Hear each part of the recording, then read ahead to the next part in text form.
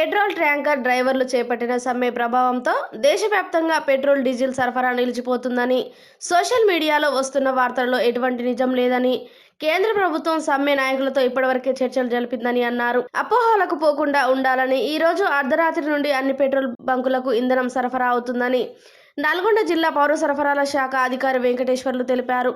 Social మీడియాలో వస్తున్న ప్రచారంలో బంకుల వద్ద వాహనదారులు వేరే సంఖ్యలో నిలబడడం జరుగుతుందని అన్నారు.